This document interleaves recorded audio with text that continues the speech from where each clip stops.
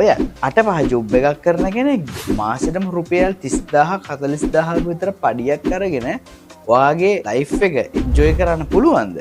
අපි ඔයාලට දැන් කියලා දෙන්න යන්නේ ෆුල් ටයිම් ජොබ් එක කරන් යන ගමන් පාර්ට් ටයිම් අමතර පොකට් මනි එකක් හොයාගන්න විදියක් ගැන.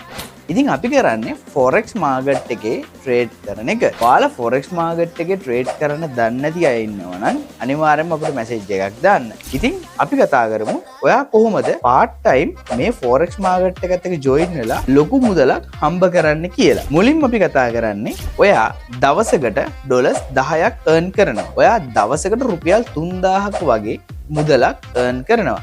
ඔයාට මේ ඩොලර්ස් 10ක් earn කරන්න යන්නේ පැය 2-3ක් වගේ වෙලාවක් විතරයි. මේ ඩොලර්ස් 10ක් earn කරන්න ඔයාගේ කැපිටල් එක අඩුම ඩොලර්ස් 50ක්වත් තියෙන්න ඕනි. ඔයා හිතන්න ඔයා දවසකට ඩොලර්ස් 10 ගානේ දවස් 5ක් earn කරොත් ඔයා ඩිපොසිට් කරපු මුදල ඔයාට රිකවර් විදියට ලැබිලා ඉවරයි. ඊට පස්සේ ඔයාට තියෙන්නේ එතනින් එහාට ඩොලර්ස් 100ක කැපිටල් එකකින් ට්‍රේඩ් කරගෙන ඉදිරියට යන්න. ඉන්වෙස්ට් කරපු ඩොලර්ස් 50ට අමතරව තව ඩොලර්ස් 50ක් වගේ ප්‍රොෆිට් එක තියෙනවා. ඊට අමතරව ඔයාට පුළුවන් තව ට්‍රේඩ් කරගෙන යන්න. ඉතින් ඔයා මේ වගේ earn එකක් මාසෙකට ගන්න කැමතිද?